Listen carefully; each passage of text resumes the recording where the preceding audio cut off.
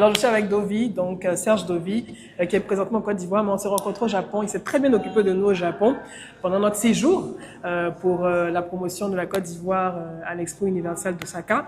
Et là, il est présent et puis on parlait, on a fait un échange que vous allez retrouver en interview longue, hein, Bien sûr. bientôt. Mais on parlait des couples au Japon. C'est ça. Donc, des Ivoiriens qui sont mariés à des Japonais ou bien des Japonais qui sont mariés entre eux et tout ça. Au Japon, le salaire de l'homme, c'est la femme qui le récupère et c'est institutionnalisé. Il faut expliquer. Non, normalement, la femme est le socle de la famille. Donc, elle s'occupe des enfants, de la nourriture et tout. Donc, ton salaire en tant qu'homme est versé à la femme qui ensuite te remet de l'argent de poche chaque mois. Attends. C'est pour ça que c'est difficile pour les Africains de s'acclimater parce que comment tu as justifié à ta femme que tu dois envoyer l'argent au village, ça passe pas. Ça peut pas marcher. C'est chaud. Donc, en fait, ton entreprise fait le virement de ton salaire sur le compte de ta femme chaque mois. C'est ça. Et puis maintenant, c'est elle. Ou même quand vous avez un compte conjoint, la banque décide que c'est elle qui a la signature sur la... décide que c'est la femme qui a la signature sur le compte. C'est ça. Est-ce qu'on peut dire que c'est une société féministe? Elle est beaucoup plus féministe que la société européenne. Les femmes ont tout le pouvoir.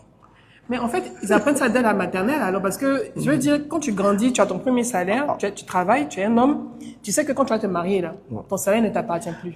En fait, c'est un bilan un peu mitigé parce que les femmes, dès qu'elles commencent à travailler et qu'elles sont mariées, elles arrêtent de travailler. Oui, parce que tu as le salaire du monsieur. Et elles ne doivent recommencer à travailler qu'après que leur enfant ait fait leur cérémonie de 20 ans.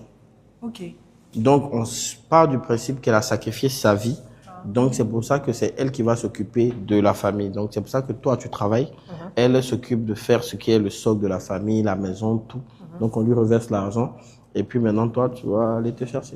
Et il n'y a pas de tension dans le couple comme ça au Japon, dans les couples, quand l'homme, c'est la femme qui reverse l'argent de poche à l'homme. Je veux pas être vulgaire.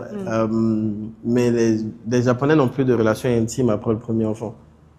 Déjà, ça, c'est un premier problème. Et chez la femme, c'est normal que monsieur aille voir dehors. Mais dehors chez les professionnels. Les prostituées. Je voulais pas dire ça, mais c'est ça. Non, c'est normal. Ils font plus d'enfants après le premier enfant. C'est rare. C'est rare. Ouais, il n'y a plus de relations intimes. Mais ils vivent quand même ensemble. Ils vivent ensemble. Elle te fait ce qu'on appelle ton bento chaque matin, qui est ton petit plat, pour aller au travail et tout. Vous vivez maritalement. Vous êtes amis. Voilà. Maintenant, si elle est un peu déréglée, c'est chaud. Ça va faire